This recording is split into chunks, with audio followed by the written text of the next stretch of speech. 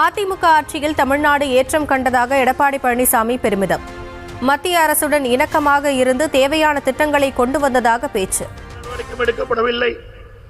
ஆனால் அதிமுக ஆட்சி இருக்கின்ற பொழுது மத்திய அரசோடு இணக்கமாக இருந்து தேவையான திட்டங்களை பெற்றோம், தேவையான நிதிகளை பெற்றோம். தமிழகம் ஏற்றம் பெற்றது.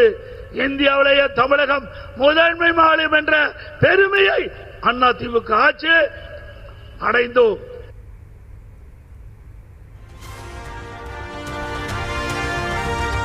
தமிழ்நாட்டை மத்திய அரசு வஞ்சிப்பதாக முதலமைச்சர் அவதூறு பிரச்சாரம் செய்வதாக இபிஎஸ் குற்றச்சாட்டு. மத்திய பாஜக அரசு நிதி ஒதுக்கியும் நடந்தாய்வாழி காவிரி திட்டத்தை செயல்படுத்தாமல் முடக்கியது ஏன் என கேள்வி. ஆனால் பேசுவது மத்திய அரசிலிருந்து எந்த திட்டம் வரவில்லை, எந்த நிதியும் கொடுக்கவில்லை, தமிழகத்தை மத்திய அரசு வஞ்சிக்கிறது என்று ஒரு அவதூறு பிரச்சாரத்தை பரப்பி வருகிறார்.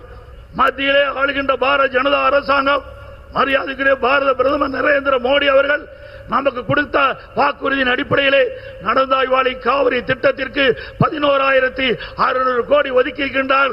அதை ஏன் செயல்படவில்லை?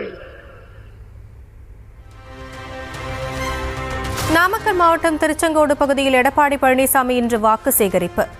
தேசிய ஜனநாயக கூட்டணி வேட்பாளர்களுக்கு ஆதரவாக பிரச்சாரம். திருச்சி கிழக்கு தொகுதியில் தவிக தலைவர் விஜய் இன்று பிரச்சாரம். மதியம் 2 மணி முதல் இரவு 7 மணி வரை காஜாமலை, KK நகர் பேருந்து நிலையம், கொட்டப்பட்டு உள்ளிட்ட பகுதிகளில் வாக்கு சேகரிக்கிறார்.